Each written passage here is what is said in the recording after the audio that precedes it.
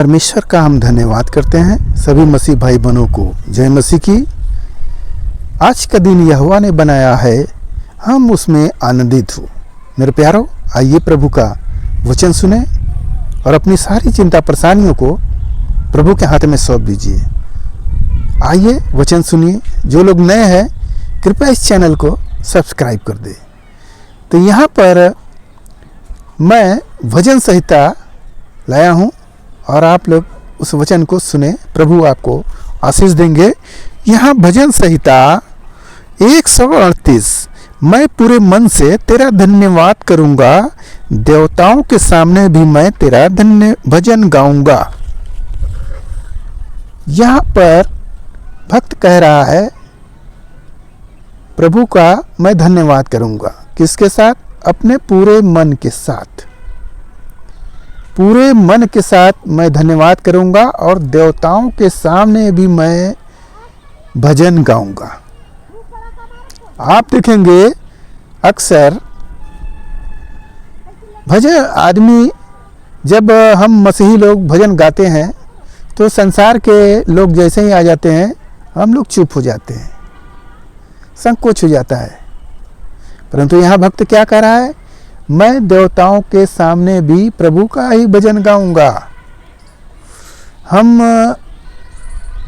दूसरों लोगों के सामने तो गाऊंगा ही गाऊंगा, प्रभु के जो भक्त लोग होंगे वह देवताओं के सामने भी भजन गाएंगे, जहाँ भी मंदिर है उन सब का। तो हमें पूरे मन से प्रभु का भजन गाना है। और आगे मैं पढ़ता हूँ। मैं तेरे पवित्र मंदिर की ओर दंडवत करूंगा और तेरी करुणा और सच्चाई के कारण तेरे नाम का धन्यवाद करूंगा। प्रभु आपके जीवन में जो काम किए हैं, अद्भुत काम किए हैं, उस गवाही को भी भक्त कह रहा है मैं बताऊंगा। तेरी करुणा जो प्रभु हम पर हुई है, हम उस लायक नहीं थे, जो प्रभु आपने हमें चुने हैं, उसका भी मैं लोगों के सामने प्रभु का धन्यवाद करूंगा। मंदिर में जाकर दंडवत करूंगा और लोगों से मैं बताऊंगा। और लिखा है, क्योंकि तूने अपने वचन को अपने बड़े नाम से भी अधिक महत्व दिया है। क्योंकि तूने अपने वचन को अपने बड़े नाम से अधिक महत्व दिया है। हमें प्रभु जो वचन दिए हैं उस वचन पर कह रहे हैं कि जो वचन है, उस वचन जो सामर्थी वचन है, वह सामर्थी वचन प्रभु के मुख से निकला है। उस वचन प्रभु से भी ज़्यादा महत्वपूर्ण वचन है वो, क्योंकि उसी वचन से हमारे सारे कार्य होते हैं। जब हम प्रार्थना करते हैं उसी वचन को लगाकर, तब वह काम होता है। हालेलुया। तो मेरे प्रभु अपने वचन को कितना महत्व दिए हैं, क्योंकि जो वचन सुनता है परमेश्वर उससे प्रसन्न होते हैं। और जो वचन नहीं सुनता है, केवल यीशु मसीह का नाम लेकर जय जयकार ही करता है, तो वह केवल चिल्लाने वाला हुआ। हमें चाहिए कि हम परमेश्वर का वचन सुने और उस वचन पर चले, तब हम आशीष को प्राप्त करेंगे। हालेलुया। तो मेरे प्यारो, इस भजन संहिता से हमें यह सीख मिला कि भक्त के, जैसे राजा दाऊद ने प्रभु की भक्ति की अपने संपूर्ण जीवन में, उसने यहोवा परमेश्वर को छोड़ किसी भी देवी देवताओं की ओर नहीं मुड़ा।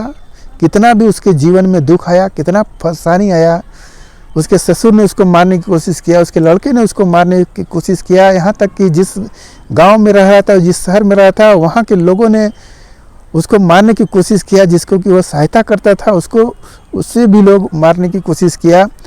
तो दाऊद कितना भी कष्ट सहा, परंतु उसने परमेश्वर को कभी नहीं छोड़ा। परमेश्वर पर हमेशा ध्यान धरा रहा, हमेशा परमेश्वर को पुकारता रहा और उनके वचनों के अनुसार अपने जीवन को बिताया। परमेश्वर बोलते वहाँ नहीं जाना है तो वह नहीं जाता था, वहाँ उसे लड़ाई नहीं करना है तो वह लड़ाई नहीं करता था। कहते थे जाओ वहाँ पर लड़ो, मैं तुम्हारे संग हूँ, और वह चला जाता था अकेला और जीत कर आता था। हालेलुया। मेरे प्यारों, हमारा परमेश्वर का जो सत्य वचन है कितना सामर्थी है।